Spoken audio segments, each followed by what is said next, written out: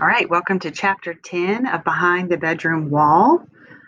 It starts with Corinna having a dream, and we're going to make a connection of the subject matter of her dream to something that really happened during this time period at the end of the chapter. We'll make that connection. All right, chapter 10, Behind the Bedroom Wall. Corinna aimed the snowball carefully. Then, in one fluid motion, she let the missile fly from her hand directly at Rachel's face.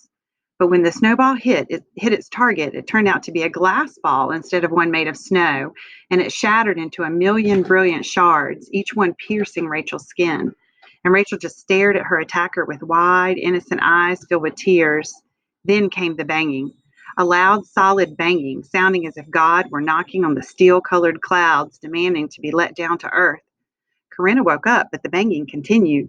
It wasn't God knocking from above. It was someone pounding on the front door below. She heard her father walking down the stairs. Corinna's mother came into her room. "Are you awake?" she whispered through the darkness. "Yes, Mother. What's going on? Who's at the door?" Corinna asked as the banging continued. "It must be the Gestapo," Frau Rehm said, her voice trembling with anxiety. "No one else would come in the middle of the night." Corinna's heart shuddered in her chest. "The Gestapo? But why? Will they find the Krugmans?"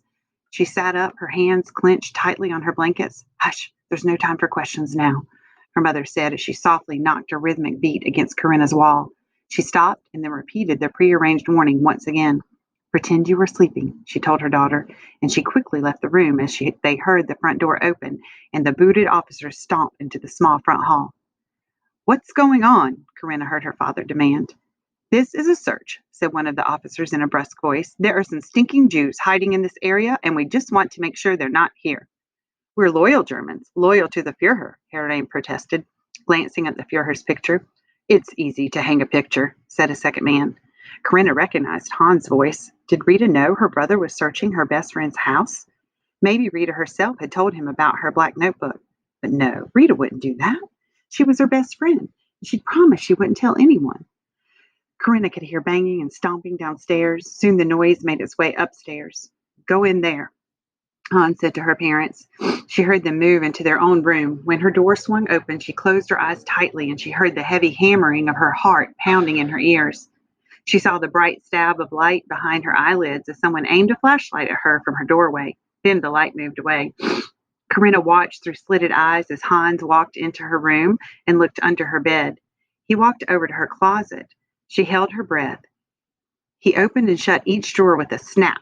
Then he opened the cupboard-like doors behind which she hung her blouses and skirts. Pushing aside the clothes, he felt the back of the wardrobe. Corinna was sure Hans must be able to hear the frantic pounding of her heart and her erratic breathing. Finally, Rita's brother closed the wardrobe doors with a bang and stalked out of the room, a frown pulling at his face. He looked as if he were disappointed at not finding anything. Corinna didn't dare move until she was positive she was really alone in her room. Then she tried to relax her rigid body in her clenched fists, but she couldn't. She listened to the men search the bathroom and then move into her parents' bedroom. She heard only the swish and snap of drawers being opened and closed. Suddenly her father's voice rang out. "Leave those alone! Burned, no!" her mother cried. Something heavy fell against her parents' desk. Terrified, she scrambled out of bed and raced into her parents' bedroom. Everyone turned to look at Corinna as she ran into the room. She stopped abruptly, her heart pounding as she took in the scene before her. Her father was sprawled on the floor, partially raised up against the foot of the desk. A narrow line of blood trickling from his nose shone in the bright overhead light. Her mother crouched protectively beside him, and Hans stood menacingly over the two of them, holding the brass figurine in his fist, ready to strike again. "No!" Corinna cried, immediately running to her father's side, tears stinging her eyes. "What have you done?" she demanded, looking up at Hans's face. "Go back to bed," her father commanded, struggling to stand up. His wife took his arm to help support him. "Be careful, Bernd."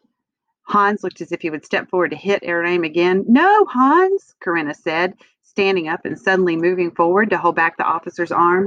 "Leave them alone, please," she begged. Hans shook his arm free and looked down at Corinna with a scowl. Corinna remembered playing tag with Hans when he had been young. She even remembered having a crush on him at one time, giggling and following him around like a puppy. It seemed like so long ago. Did he remember? Slowly, he lowered his arm and tossed away the figurine. It thudded onto the floor. "Come," he said to his fellow Gestapo officer. Then he took another sweeping look around the room before turning sharply on his booted heel and marching out of the room. The Reims didn't speak as they listened to the two men stomp down the stairs and finally out the front door, leaving it gaping open behind them. They heard the car roar to life, then drive off. Apparently, they were through searching the neighborhood for the night. Not until the sound of the car was swallowed up in the quiet of the night did Corinna dare breathe again. Then all the tension left her and her knees started to quiver. Now her father sat on the edge of his bed, his red hair an unruly mass around his head, holding a white cloth to his nose. Corinna's mother came over to her daughter and hugged her, rocking her back and forth. "It's over now, dear," she crooned. Corinna sniffed back her tears. "What happened? Why did Hans hit Papa?" "They were searching through my drawer with the photographs in it. Papa worried they would ruin them with their rough hands. See? They ripped that one there," she said, nodding toward a precious photograph of Corinna's grandfather, which now lay on the floor, practically in two pieces. "Damned Nazis," growled Corinna's father. "Insanity," he said. "That's what it is. Insanity." He turned to his daughter. "Are you all right, Corinna?" She nodded. "It was very brave of you to step forward like that, but also very stupid. Next time, stay in your room," he ordered. Corinna felt the sting of the reprimand. "But I know Hans. You know Hans. He shouldn't have been treating you like that." "We knew the old Hans, Corinna. Things have changed. People have changed. It's too dangerous to intercept the Gestapo. They don't listen to reason, Corinna." "Now go to bed," her mother said gently. Corinna slowly walked back into her own room and got into bed. She wasn't too anxious to rejoin the dream of throwing the ball of glass at Rachel, but she closed her eyes anyway. She blew into her icy hands, trying to warm them. They still trembled. A few weeks ago, she never would have believed she could be as frightened as she was right now. Hadn't she recently told her mother she had nothing to fear from anyone because she was a loyal German? And now what? Now she was a traitor, and it seemed she feared almost everyone. Suddenly, no one could be trusted. Should she trust Rita, her best friend? Or should she trust the Krugermans, the hated enemy? And who did she love? Of course, she loved her parents, but they were traitors to the fatherland, and she had always loved her Fuhrer. But now his officers were frightening her. Nothing made any sense anymore. So I'm interpreting her dream of throwing the snowball that turns into a ball of glass and it breaking into shards against Rachel as representing this event that was called Kristallnacht, the night of the broken glass. So as you see on this slide, it was a massive, which means, huge, coordinated attack on Jews and Jewish shops on November 9th, 1938. And if you look at the timeline of World War II, that's an interesting date as to when this happened. So this, of course, became known as Kristallnacht, which means Night of the Broken Glass. The image shows you a synagogue, which is a Jewish church or temple, burning in that area, Ober-Ramstadt, during Kristallnacht. It seems to me that the author is trying to represent that, horrific night with Corinna's dream of throwing a glass ball at Rachel Jew and it breaking into glass shards. So just a little more background. This was I guess, an honorarium, a memorial celebration that happened somewhere November 9th, 2018. So it says in remembrance of Kristallnacht.